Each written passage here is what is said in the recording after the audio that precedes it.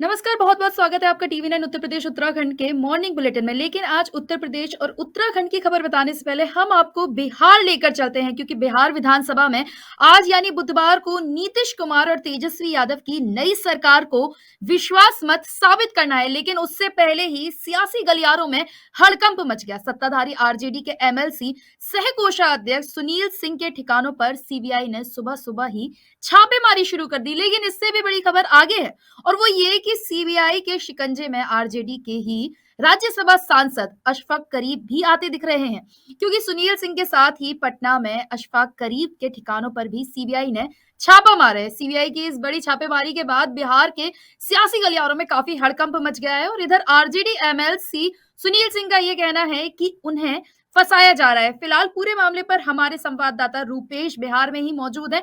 एक बार उनसे जान लेते हैं कि अंदर का क्या कुछ दृश्य है। और अंदर के दृश्य देखिए किस तरीके से यहाँ पर सीआरपी के जो सुरक्षा बल के जो जवान हैं वो यहाँ पर अंदर तैनात हैं। ये जो सामने आप देखिएगा, ये मेरे दाहिने हाथ में ये दिखलाएं, ये फ्लैट सुनील सिंह का है और इसके अंदर 10 लोग हैं, यानी सीबीआई की 10 सदस्यीय जो टीम है वो सुबह 7:30 बजे से यहाँ पर अंदर पहुंच गई थी। 10 सदस्यीय टीम के पहुंचने के बाद यहीं पर हमने सुनील सिंह को देखा कि बाहर आए, क्या कहा उन्होंने? देखिए, उन्होंने कहा, वो भी धरने पर अंदर बैठ गए थे और उन्होंने भी कहा कि फिलहाल वो ऊपर चले गए हैं, क्योंकि सीबीआई के अधिकारियों ने अंदर, जो उनकी पत्नी ने बताया, सुनील सिंह की पत्नी जो बालकनी में आई थी, उन्होंने बताया कि पूरे घर को तहस नहस, उनके शब्दों में अगर कहें, क्योंकि सीबीआई का जो तरीका है, एक एक कागजात, एक एक चीज़ को वहाँ सर्च किया जाता है, लिहाजा वो बालकनी में आई थी। उन्होंने कहा कि पूरे घर के जो जितने कमरे हैं, वार्डरोब वगैरह, सबको सीबीआई खंगाल रही है। 10 सदस्यीय टीम है और उसको उन्होंने कहा कि उनको चाय भी पिलाई है, कुछ देर बाद उनको नाश्ता भी कराएंगे। लेकिन वो सिर्फ सुनील सिंह का आवास ही नहीं, बल्कि जो फैयाज अहमद है, राज्यसभा के सांसद हैं, अशफाक करीम जो आरजेडी के राज्यसभा के सांसद हैं, उनके यहाँ भी सीबीआई की छापेमारी चल रही है। सुबह से ही मधुबनी में फैयाज अहमद जो राजद के विधायक भी रहे और इस बार उनको राजद ने राज्यसभा भेजा, वो राज्यसभा के सांसद भी हैं। अशफाक करीम भी राज्यसभा के सांसद हैं, कटिहार के रहने वाले हैं, कटिहार में मेडिकल कॉलेज उनका है।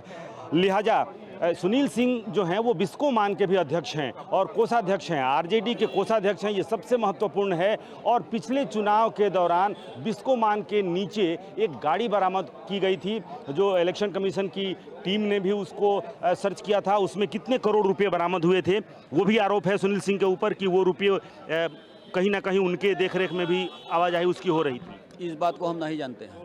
तो क्यों धरने पे आप बैठे हैं?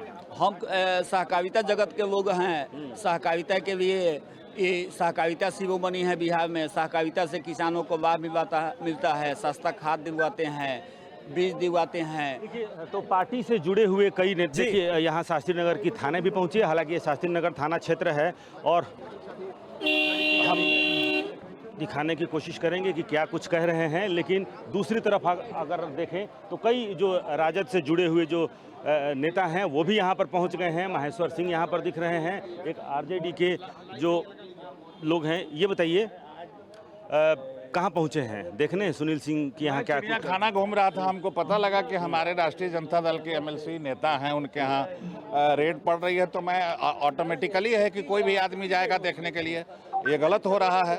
और भारतीय जनता पार्टी जो सत्ता गंवाई है। माहेश्वर सिंह हैं, पूर्व विधायक, ये बताइए कहाँ? अभी एमएलसी हैं। अच्छा, अभी एमएलसी हैं, आप विधायक भी रहे हैं, लंबे समय से लोजपा में भी रहे, फिर यहाँ आए। वो तो क्या इसको, इस कार्रवाई को क्या आप लोग ठहरा रहे हैं? ये बदनाम करने की साजिश है और कमजोर करने की साजिश है। सुनील सिंह जी साफ सुथरा राजनीति करने वाले लोग हैं, वर्षों से कोऑपरेटिव का राजनीति करते आए हैं और कहीं कोई दाग नहीं है। लेकिन कुछ अध्यक्ष हैं आरजेडी के और साफ सुथरे ढंग से चलते हैं। तो पिछले चुनाव में बिस्कोमान के नीचे जो बिस्कोमान भवन के नीचे गाड़ी बरामद हुई थी, उसमें कई करोड़ रुपए थे, वही बताया गया कि वो उससे भी इनकी संलिप्तता है। बिस्कोमान में सिर्फ बिस्कोमान का ऑफिस। तो देखिए, हमारे साथी ने आपको बताया कि अभी जो है सीबीआई के जो लोग हैं वो अभी भी अंदर हैं। जो सुनील सिंह हैं, कोषाध्यक्ष भी हैं, उनके घर पर मौजूद हैं अभी भी। और उन्होंने ये भी बताया कि बालकनी में खुद सुनील सिंह भी आए थे, तब उन्होंने क्या कुछ बोला, एक बार आपको वो भी सुनाते हैं। नहीं तो क्या है आपके पास, क्या क्या रखे हैं? अभी सामने में है, सब लोग रहिएगा ना, देखिएगा कि क्या यहाँ कौन लोग हैं? कौन लोग हैं इसके पीछे? कौन लोग हैं इसके पीछे? कौन लोग है? मामला और कहीं है, इन लोग का विधान विधानसभा का जो मामला है वो हर एक जगह जो देख करके चल रहा है कि एक जगह रेड करें, 2 जगह रेड करेंगे तो डर के मारे आधा विधायक भाग जाएंगे और हम अपना जो करना है कर लेंगे। और क्या मतलब है, सब राजनीतिक है। आज ही का दिन क्यों चुना गया, आज का दिन क्यों चुना? मतलब ये पॉलिटिकल साजिश है, पॉलिटिकल साजिश है क्या? बोलता है कि साइन कीजिए, कागज पर साइन कीजिए। पॉलिटिकल, ये क्या पॉलिटिकल साजिश है आज के दिन? और क्या आपके मामला आपको नजर आ रहा है क्या? दूसरा भी मामला है क्या? जैसे सुनील सिंह देश की सहकारिता में है, 18 वर्षों से हमारा दरवाजा खुला रहता है। हमारे यहाँ सभी लोग जानते हैं कि कोई आदमी आकर के घूस जा सकता है बगैर के डायरेक्ट आए जाइए। हम सीबीआई से आए हैं, स्वागत किया, आइए आपको जो चाहिए हम देने के लिए। अंदर क्या हो रहा है, अंदर क्या हो रहा है? आप बताएंगे, आप क्या सीबीआई या ईडी है? सीबीआई है। कितने बजे आई टीम? टीम कितने बजे आई? 8 बजे। 8 बजे ये टीम आई है। अंदर हो क्या रहा, अंदर क्या हो रहा है? क्या अंदर में कर रहे मैडम? अंदर छापेमारी जी कितने लोग हैं वो अंदर? 10 लोग। क्या कर रहे हैं?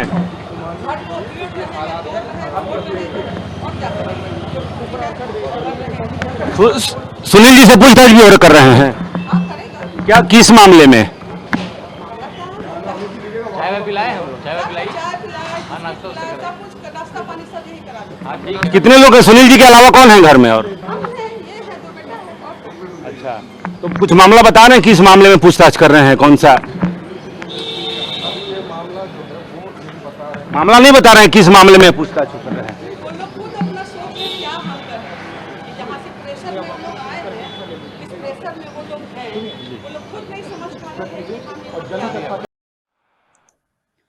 तो ये सुनील सिंह की पत्नी थी जो साफ तौर पर कह रही है कि सीबीआई के लोग अभी भी पूछताछ कर रहे हैं, लेकिन सुनील सिंह को जो है फंसाया जा रहा है। जब सुबह भी हमने इनसे बातचीत की थी तब इन्होंने बताया था, अपनी बालकनी में ही आके इन्होंने बताया था कि अगर इस रेड में कुछ नहीं मिलता है तो ये लोग सीबीआई के खिलाफ भी केस दर्ज करेंगे। क्या कुछ उन्होंने कहा था आपको पहले सुनाते हैं।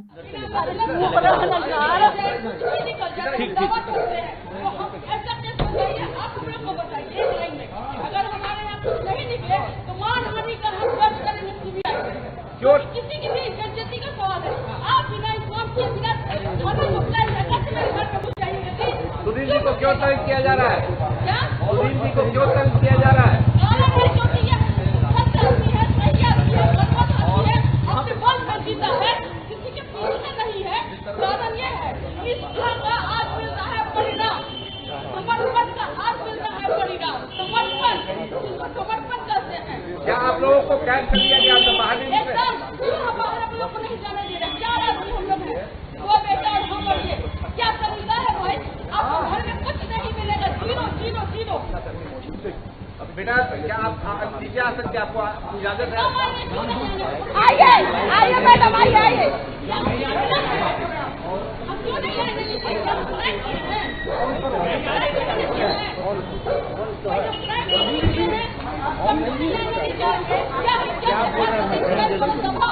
क्या है हमारा प्लान? बात करेंगे, क्यों नहीं करेंगे? परेशानी में डाला हुआ है लोग। सुबह के समय में खाना बनाना है, कपड़ा और देखिए घर जाइए और कुछ नहीं मिलेगा तो क्या ही करेंगे हमारे लिए? बताइए आप लोग क्या करेंगे? ये क्या हमारा ही भरपाई करेंगे? हमको टेंशन हो जाएगा।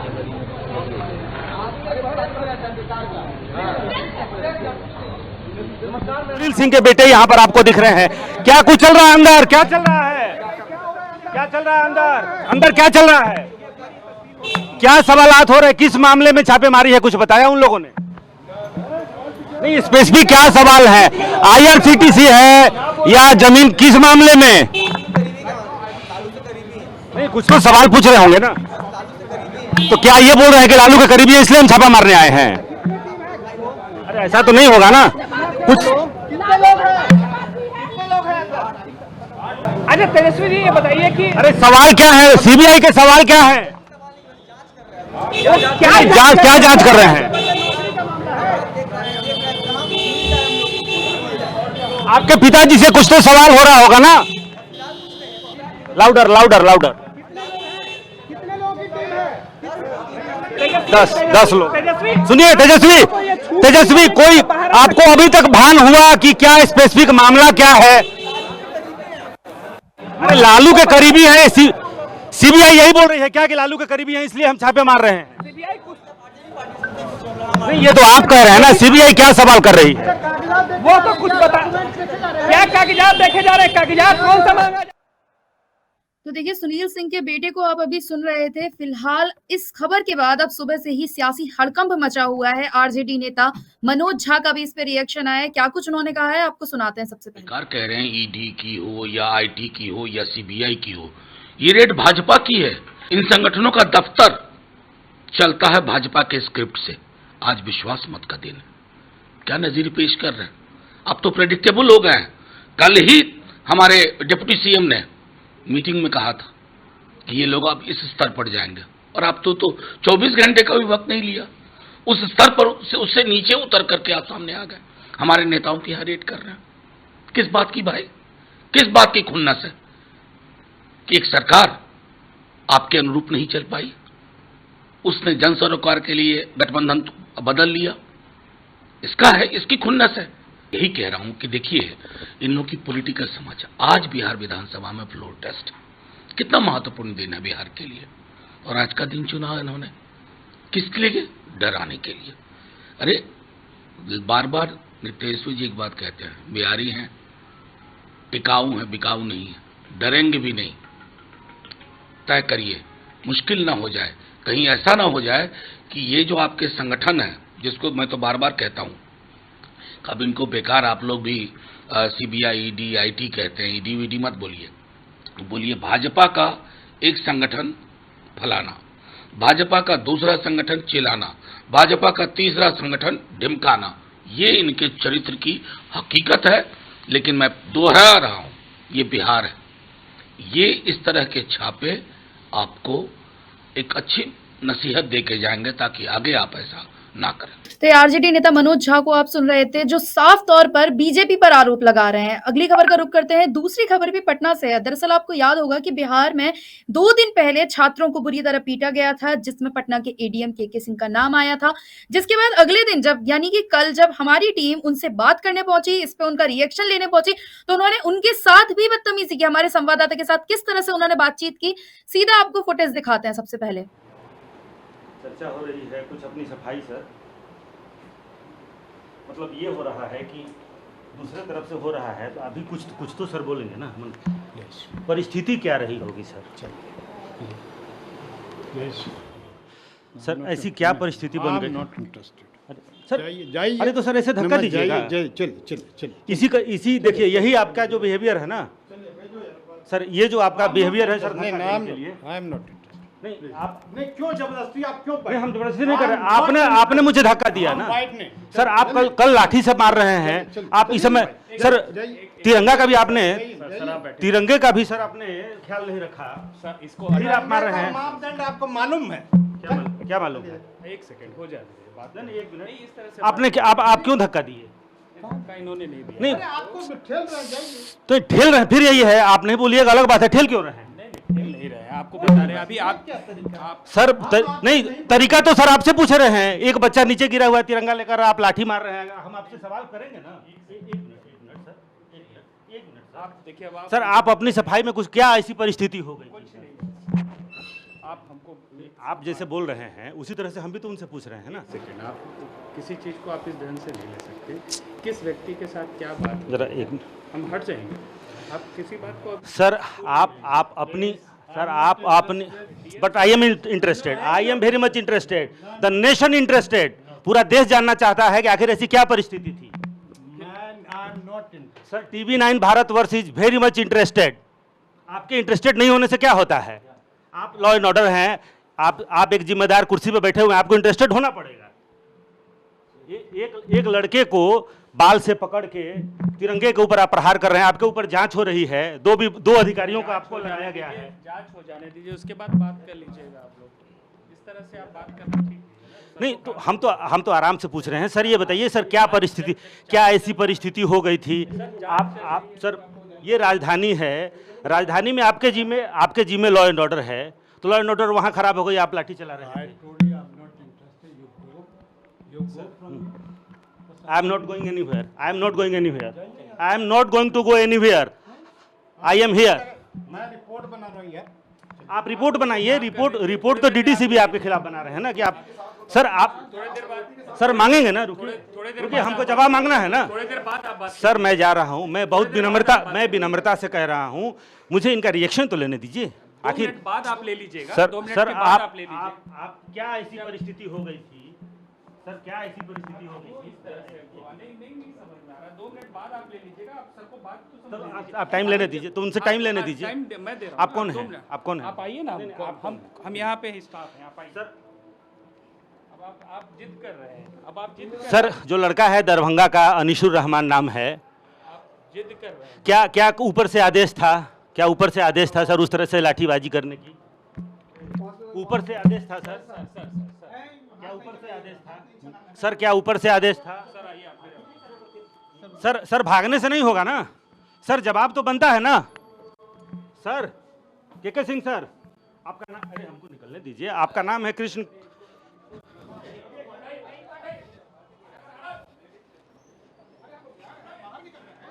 अरे इधर से आए हैं तो इधर से जाएंगे ना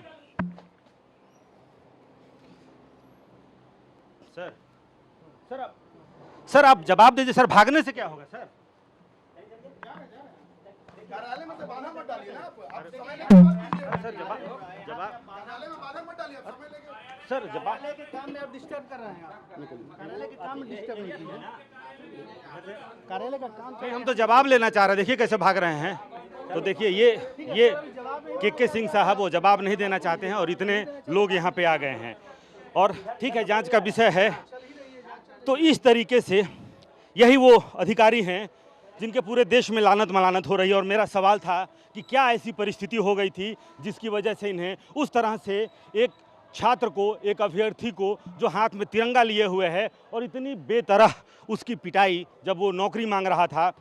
अभी भी ये बदतमीजी पे उतारू हैं, धक्का मुक्की कर रहे हैं। लेकिन TV9 भारतवर्ष का बस वही सवाल कि क्या इनको वाकई ऊपर से आदेश था कि उस तरह से करना है? क्योंकि इसके पहले पटना ने देखा, बिहार ने देखा, जब अग्निवीर मामले में पूरा बिहार जल रहा था, पुलिस इनएक्शन की स्थिति में थी। अचानक ऐसा क्या हुआ कि शांतिपूर्ण प्रदर्शन चल रहा था और सरकार के ये अधिकारी, देखिए दरवाज़ा बंद हो गया, सरकार के ये अधिकारी इस तरह से बेलगाम हो जाते हैं। उनके हाथों में डंडे, तिरंगे पर डंडा, कान पे सर फट जाता है। अनिशुर रहमान हॉस्पिटलाइज होता है। लेकिन अधिकारी जिनके खिलाफ जांच चल रही है वो या तो चुप हैं, या डांट रहे हैं, या फिर मीडिया से ही धक्का मुक्की पर उतारू हैं।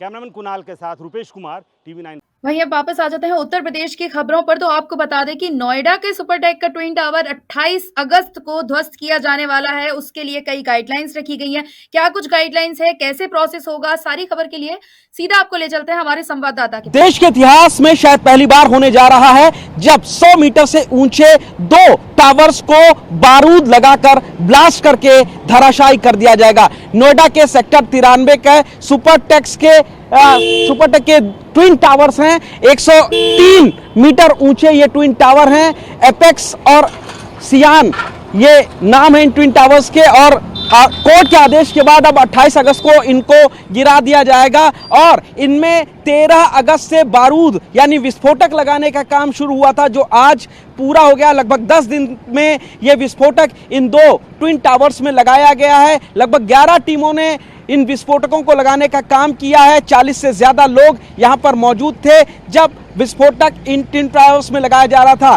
पलवल में यह विस्फोटक रखा गया था और पुलिस सुरक्षा में रोजाना यहां पर लेकर आते थे। और लगभग 3700 किलो जो बारूद है उसका इस्तेमाल इस ट्विन टावर्स को धराशायी करने के लिए किया जाएगा।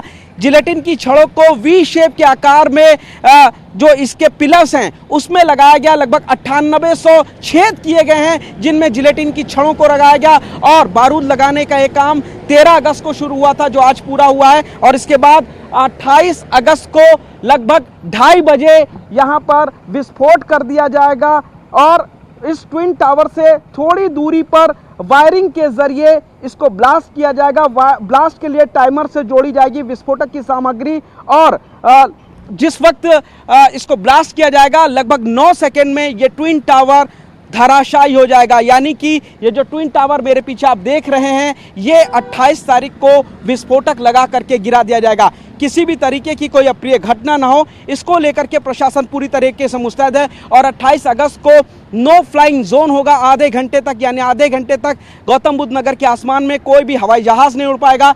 आधा किलोमीटर के एरिया को नो मैंस लैंड किया जाएगा, कोई भी शख्स आधा किलोमीटर के इलाके में नहीं आ पाएगा। और जो इसके बराबर में सोसाइटी है, उसमें से लगभग 7000 लोगों को बाहर निकाला जाएगा। वो लोग सोसाइटी से दूर रहेंगे और पूरी तरीके से पुलिस और प्रशासन की टीमें यहाँ पर मौजूद होंगी, एम्बुलेंस मौजूद होगी, फायर ब्रिगेड की टीम मौजूद होगी और पूरी तरीके से ख्याल रखा जाएगा कि कोई धन और जन की जो दूसरे लोग हैं उनकी हानि ना होने पाए, जो पास की सोसाइटीज़ हैं उनको किसी भी तरीके का नुकसान ना पहुंचे। और इसीलिए थोड़ी दूर पर जो नोएडा और ग्रेटर नोएडा का एक्सप्रेसवे है उसको भी बंद कर दिया जाएगा। फिलहाल 28 अगस्त काफ़ी महत्वपूर्ण दिन हो जाता है नोएडा के लिए, क्योंकि इतिहास में पहली बार होने जा रहा है कि 100 मीटर से ऊंचे ये 2 टावर बारूद लगा करके ब्लास्ट करके धराशायी कर दिए जाएंगे, क्योंकि ये दोनों टावर अवैध हैं।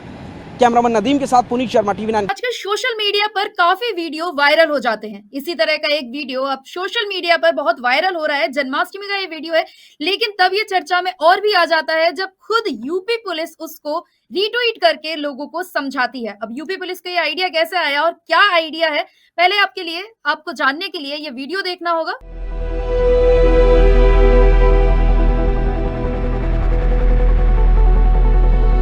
कृष्ण जन्माष्टमी के बाद वायरल हुआ वीडियो आपको याद ही होगा।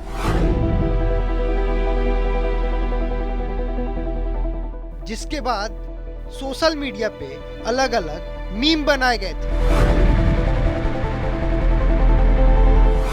किसी ने लिखा कि पूरा गांव कुम्हार को ढूंढ रहा है और कुम्हार लापता है।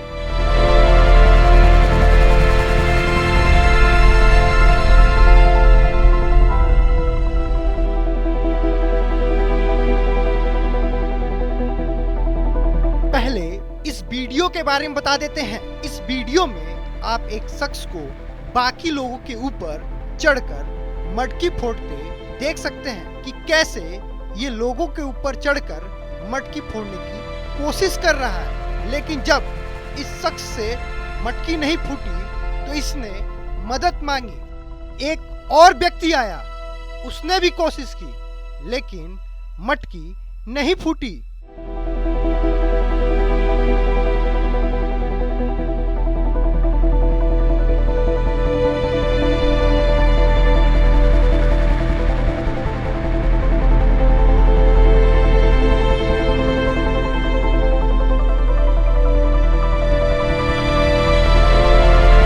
मटकी फोड़ने के लिए ये शख्स नारियल से बार बार वार करता है। एक बार और आप पूरा वीडियो देखिए।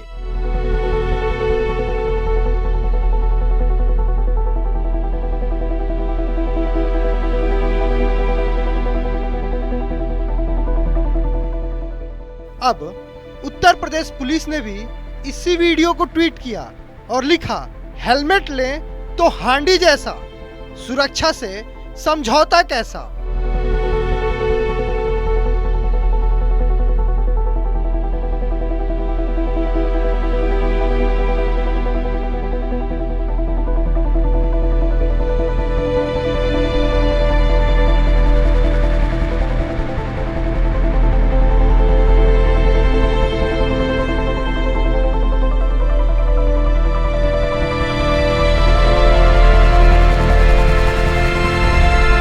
सोशल मीडिया की हो रही है तो आपको उत्तराखंड ले चलते हैं। उत्तराखंड में आजकल उत्तराखंड की पुलिस पर एक अलग ही शौक सवार हो गया है।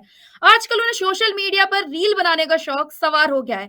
पिछले दिनों आपको याद हो कि उत्तर प्रदेश पुलिस पर भी कुछ ऐसा ही भूत सवार हुआ था, जिसके बाद सीएम योगी आदित्यनाथ ने साफ तौर पर निर्देश दिए थे कि अगर कोई भी पुलिसकर्मी इस तरह से किसी रंग बिरंगी वीडियो बनाते हुए दिखाया जाता है तो उसको सस्पेंड कर दिया जाएगा। तो उस नियमावली को उत्तर प्रदेश पुलिस ने तो फॉलो कर लिया, लेकिन अब बारी उत्तराखंड की है। सबसे पहले आपको दिखाते हैं क्या कुछ उत्तराखंड के जो पुलिस है, पुलिस दरोगा है, दरोगा से लेकर कांस्टेबल तक किस तरह की रील आजकल वो बना रहे हैं और सोशल मीडिया पर छाए हुए हैं।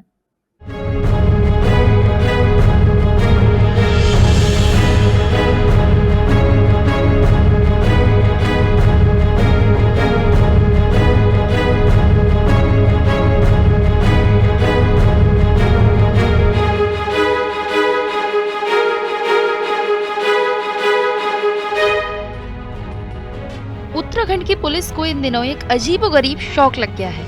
ये शौक भी ऐसा है कि अब छुड़ाए से भी नहीं छूट रहा। आलम यह है कि अब तक सोशल मीडिया पर छोटे मोटे कलाकार या युवा ही रील बनाकर ख्याति प्राप्त करते थे, लेकिन अब इसमें उत्तराखंड पुलिस के दरोगा साहब से लेकर कांस्टेबल और तमाम कर्मचारी भी शामिल हो गए हैं। सोशल मीडिया पर रंग बिरंगी वीडियो बनाने का ये शौक कुछ ऐसा चढ़ा है कि अब इसको पूरा करने के लिए उन्हें वर्दी और सरकारी गाड़ियों का सहारा लेने से भी कोई गुरेज नहीं है। आलम यह है कि लाइक और सोशल मीडिया पर फॉलोअर्स बढ़ाने के लिए रोजाना एक से बढ़कर एक वीडियो सामने आ रही है। साल 2020 में उत्तर प्रदेश में भी इस तरह के कुछ वीडियो सामने आए थे, जिसके बाद खुद मुख्यमंत्री योगी आदित्यनाथ ने अपनी पुलिस को ये हिदायत दी थी कि वर्दी में कोई भी इस तरह का प्रदर्शन ना करे, और यूपी पुलिस इस बीमारी से दूर हो गई थी। लेकिन हमारी उत्तराखंड पुलिस टिकटॉक बंद होने के बाद अब इंस्टाग्राम और सोशल मीडिया जैसे अन्य प्लेटफॉर्म पर भी खूब सक्रिय है। इस पूरे मामले को लेकर पुलिस के अधिकारी भी हैरान हैं। उनका कहना है कि उनके संज्ञान में कुछ इस तरह के मामले आए हैं जिसकी वो जांच करवा रहे हैं। वहीं डीजीपी अशोक कुमार ने बताया कि उन्हें उत्तर प्रदेश पुलिस नियमावली की जानकारी तो नहीं है, लेकिन उत्तराखंड में सोशल मीडिया को लेकर जो निर्देश दिए गए हैं उसके तहत कोई भी पुलिस कर्मचारी सोशल मीडिया के माध्यम से विभाग और सरकार की छवि को खराब नहीं करेगा, लेकिन अगर कोई ऐसा करता है तो उसके खिलाफ कार्रवाई की जाएगी। हालांकि इन सभी का परीक्षण कराया जाएगा। अगर कोई पॉलिसी का उल्लंघन करेगा तो उस पर कार्रवाई की जाएगी। फिलहाल आपको बता दें कि उत्तराखंड पुलिस टिकटॉक बंद होने के बाद अब इंस्टाग्राम और सोशल मीडिया जैसे प्लेटफॉर्म पर काफी सक्रिय रहती है। आलम यह है कि फिल्मी डायलॉग हो या फिल्मी गाने या फिर अतरंगी म्यूजिक, इन सब पर उत्तराखंड पुलिस के जवान से लेकर दरोगा तक खूब रील्स बना रहे हैं। गढ़वाल से लेकर कुमाऊं तक ऐसे पुलिसकर्मी हैं जो सोशल मीडिया पर खूब छाए हुए हैं, जिनके इस तरह के वीडियो देखकर कोई भी अंदाजा नहीं लगा सकता कि ये पुलिस डिपार्टमेंट से जुड़े हुए हैं। हाँ, इतना जरूर है कि जब इन पुलिसकर्मियों की वीडियो वर्दी या थाने की गाड़ियों के साथ आती है, तब जरूर लोगों को उनके बारे में पता लग जाता है।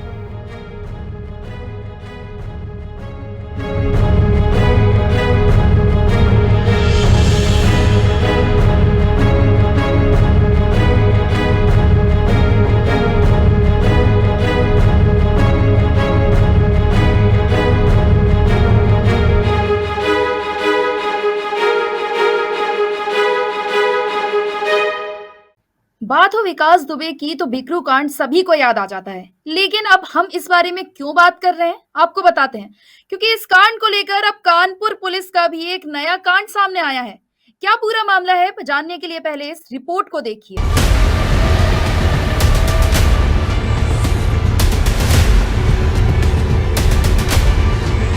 विकास दुबे बिकरू कांड अब सभी को याद ही होगा, जहां पुलिस की कार्रवाई मिसाल बन गई, जिसकी चर्चा आज भी होती है। पर एक बार फिर चौबेपुर पुलिस चर्चा में है। दरअसल हुआ ये कि कानपुर बिकरू कांड के मुख्य आरोपित विकास दुबे की 50 करोड़ की संपत्तियों के जब्तीकरण की कार्रवाई चल रही है। अभी तक कुछ वक्त हुआ जब चौबेपुर पुलिस ने विकास दुबे की जब्त की गई स्कॉर्पियो के मूल्यांकन शुरू किया और खेला यही हो गया। पुलिस ने स्कॉर्पियो के मूल्यांकन में फेल कर दिया।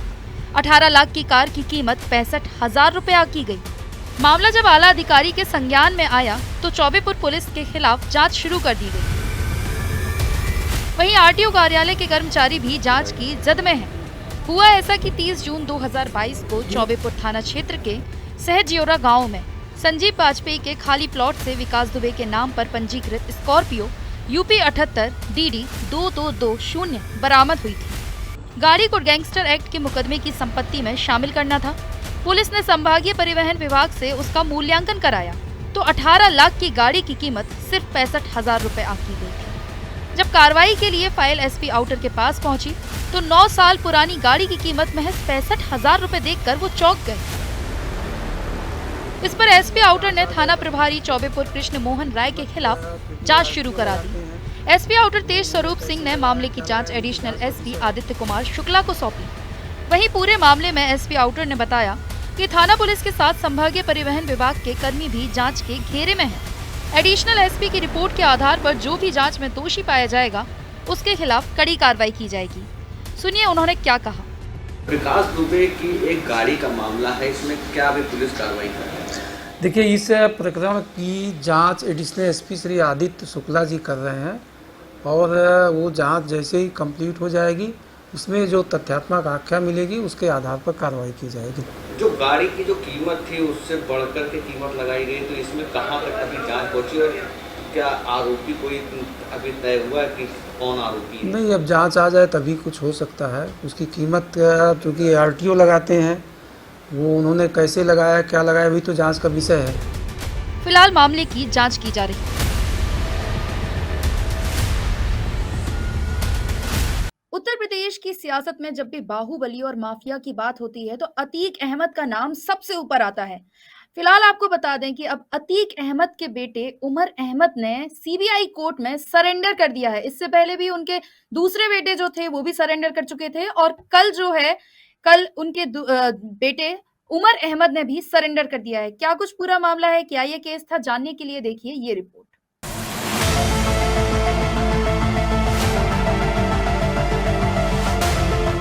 ये योगी का उत्तर प्रदेश है, जहां अपराधियों, गुंडे, माफियाओं की कोई जगह नहीं।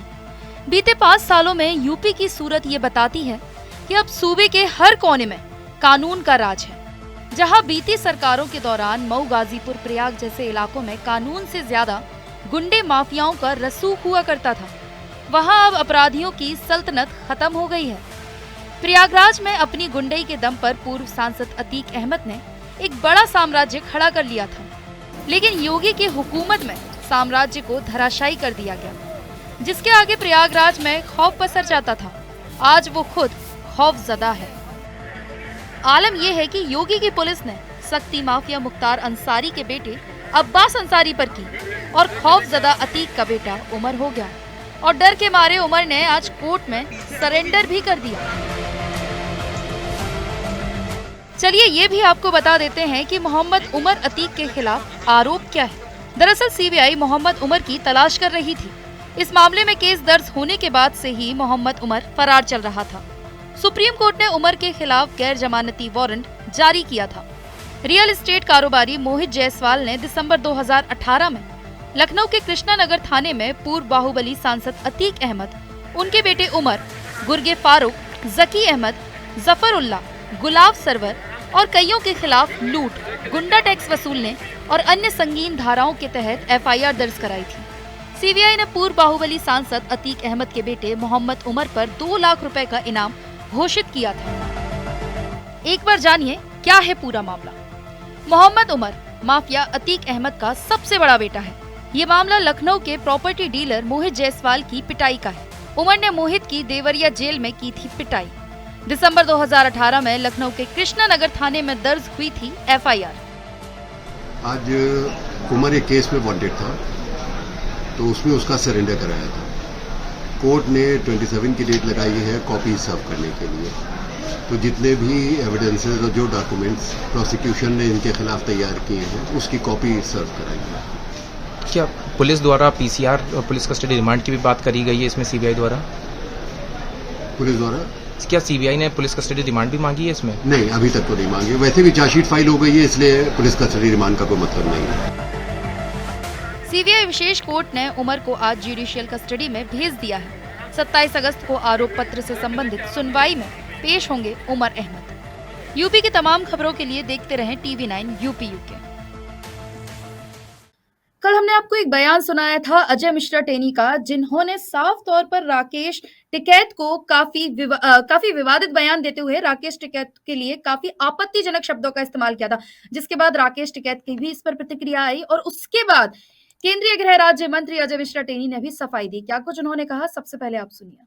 जा रही हम गच्ची की तरफ बढ़ रहे हैं और सड़क पर कई बार होता कि कुत्ते भौंका करते हैं, सड़क के नीचे भौंकते, कई बार कुत्ते गाड़ी के पीछे दौड़ने लगते हैं। तो अब वो उनका स्वभाव होता है, वो उसके लिए मैं कुछ नहीं कहूँगा। जिसका जो स्वभाव होता है उसके अनुरूप वो व्यवहार करता है, लेकिन हमारा लोगों का ऐसा स्वभाव नहीं है। जो चीज जब सामने आती है और सामने आने की जब हिम्मत जुटा पाएंगे तो निश्चित रूप से हर एक व्यक्ति को मैं पूरा जवाब देता हूं। लेकिन आपके भरोसे से, आपके विश्वास से, आपने जो मुझे ताकत दी है, मुझे बहुत आत्मविश्वास आया है और मैं यही कहूंगा कि आप इसी तरह से हमको ताकत देते रहिए। कोई ताकत आपको निराश नहीं होने देगी, हताश नहीं होने देगी। आप सबकी ताकत के बल पर चाहे जितने राकेट टिकैत जितने हमें, क्योंकि मैं राकेट टिकैत को बहुत अच्छी तरह से जानता हूँ, 2 कौड़ी का आदमी है। इसका हम लोगों ने देखा है कि अपने 2 बार चुनाव लड़ा, 2 बार जमानत जब्त हो गई। इस तरह का व्यक्ति किसी का विरोध करता है तो उसका कोई मतलब नहीं होता, इसलिए मैं ऐसे लोगों को कभी जवाब भी नहीं देता हूँ। इस तरह के लोगों का जवाब देने का कोई औचित्य नहीं होता है, लेकिन अब उनका इसी से उनकी राजनीति चलती है, इसी से उनकी रोजी रोटी चल रही है, तो वो अपना चलाए, समय आने पर जवाब दिया जाएगा। लेकिन मैं इतना जरूर कह सकता हूँ कि मैंने अपने जीवन में कभी कोई गलत काम नहीं किया। तो दुनिया की कोई भी ताकत, मैं सही के लिए लड़ रहा हूँ, गलत मैंने कोई किया नहीं है। आज तक एक नए पैसे की 100 में लोग कहते हैं चलो 1% गलती होगी, हमारी 0.01% भी कोई दिखा दे गलती, मैंने ऐसा जीवन में कभी नहीं किया है। और इसलिए मैं लड़ता हूँ बल से, और सत्य कभी हारता नहीं। आपकी ताकत जब साथ में हो तो सोने पर सुहागा होता है। बहुत लोग मुझसे पूछते रहते हैं कि आप भैया, जैसे कई पत्रकार भी अपने यहाँ भी है, बेवकूफ पत्रकार भी है जो इस तरह की बातें करते रहते हैं, तो इस तरह से वो उनका पत्रकारिता से कोई संबंध नहीं, लेकिन ऐसी उल्टी सीधी बातें करके भ्रम पैदा करने की कोशिशें करते हैं। मैं इतना ही कहना चाहूँगा कि जब इस तरह की बातें आती हैं तो हमसे जब भी वो पूछते हैं तो मैं कहता हूँ मुझको तुम बरखा न समझो, मुझको तुम। अरे हम तो छोटे ही आदमी है भाई, वो बड़ा आदमी है। हाँ, हम तो छोटे ही हैं आदमी। 50,000 आदमी लेकर गए थे 3 दिन तक वहाँ पे उनके वहीं, तो आदमी गुस्से में कुछ ना कुछ तो कहेगा। उसका लड़का 1 साल से जेल में बंद है, तो आदमी गुस्सा तो आवेगा। हमें कोई भी बात पे नहीं जाना, इन पे बयानों पे। हम तो जो भी काम करें वो ज़मीन पर काम करें। एक मुक्ति अभियान चलेगा लखीमपुर खीरी में, वहाँ पे दहशत है बहुत। अब क्या 3 दिन रहे, अब क्या 13 दिन रह लेंगे। लखीमपुर मुक्ति अभियान, लखीमपुर में गुंडा राज है, इनकी दहशत है वहाँ पे। तो लोगों को डराने धमकाने का काम करें। विवादित बयान देख के ही तो जो पहला मामला हुआ वो बयान से ही तो हुआ। और 120 बी के मुलजिम है, तो 120 बी का मुलजिम खुला रहेगा तो एक दहशत रहेगी और जांच को और लखीमपुर खीरी कांड को प्रभावित करते रहेंगे।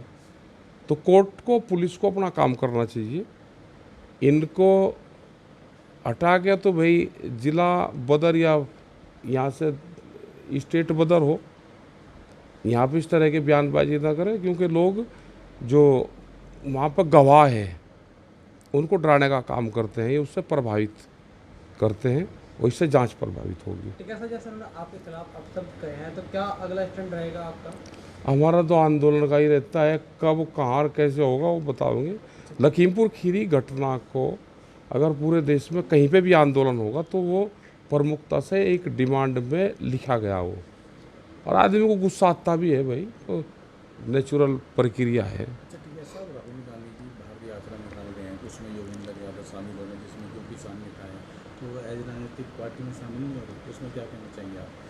नहीं, हमारा अभी योगिंदर से बात नहीं हुई, उनका व्यक्तिगत वो हो सकता है, लेकिन एसकेएम का तो नहीं है कि पॉलिटिकल पार्टियों के साथ में जाए। उनको वो ज्ञापन दे सकते हैं अपना, ये तो है, और वो भी एसकेएम की सलाह है।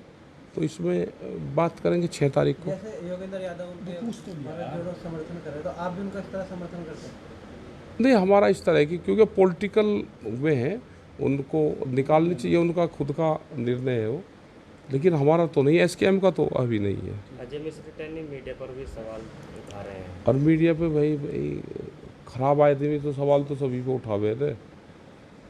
मैं गलत आदमी है, वो पहले भी बयानबाजी करता रहा, अब भी बयानबाजी कर रहा, तो पुलिस को रोक लगानी चाहिए उसके ऊपर, उनसे माहौल ख़राब हो सकता है। फिर कि इस बात को समझने के लिए आपको ये समझना होगा, लखीमपुर में टिकैत जी का कोई यहाँ पर वीडियो वायरल हुआ होगा, तो मैं तो कल ही आया था, परसों शाम को आया, तो मुझे जानकारी हुई, तो मैंने कार्यकर्ताओं से यही कहा कि वो जवाब ये चाह रहे थे, तो मैंने ये कहा देखो राकेश टिकैत जी इस स्तर के व्यक्ति नहीं हैं जिनके विषय में ये कहा जाए कि उन्होंने जैसे बताया कि शायद आप लोगों को जानकारी होगी, शायद बताया कि लखीमपुर के लोगों का नस्ल ठीक नहीं, गुंडा, ये ऐसे शब्दों का प्रयोग शायद उन्होंने किया था। तो मैंने कहा कि भाई उनके जवाब देने को मैं उचित नहीं समझता, क्योंकि मेरे स्तर की वो बात नहीं है। और दूसरी बात उन्होंने कहा था कि आपको उन्होंने गुंडा कहा, आपको ये कहा 120 के मुलजिम हैं। तो हमने कहा देखो, जिन लोगों को जानकारी नहीं है, ऐसे बहुत सारे लोग हैं, आप लोगों में भी बहुत सारे लोगों को जानकारी इस बात की नहीं है, क्योंकि कोर्ट में केस चल रहा है। वो केस ऑलरेडी चार्जशीट फाइल है, उसका ट्रायल भी चल रहा है, उसके बावजूद वो अपना ढूंढ रहे हैं उसमें क्या है। तो इस ना जानकारी की वजह से जो लोग भ्रम पैदा करते हैं, तो हमने कहा उनको भ्रम पैदा करने दीजिए, हम अपने लक्ष्य की तरफ बढ़ रहे हैं। और एक हम लोगों के यहाँ जैसे कहावत है इस तरह की कि कोई आदमी जा रहा, हम अपने रास्ते पर जा रहे हैं, तो कुछ लोग जो अपनी प्रतिक्रिया देते हैं, आप लोगों को जानकारी है, वो प्रतिक्रिया देते रहते हैं, उनकी तरफ ध्यान देने की आवश्यकता नहीं है। तो फिलहाल आज के उत्तर प्रदेश उत्तराखंड के बुलेटिन में इतना ही, लेकिन जाते जाते आज के दिन की खासियत भी जान लीजिए। 24 अगस्त का दिन इतिहास में क्यों याद किया जाता है, आपको बता देते हैं कि 1690 में आज ही के दिन कलकत्ता शहर की स्थापना की गई थी। वहीं बात की जाए 1969 की, तो 1969 में आज ही के दिन वीवी गिरी को भारत के चौथे राष्ट्रपति बनाए गए थे। फिलहाल आज के बुलेटिन में इतना ही। नमस्कार।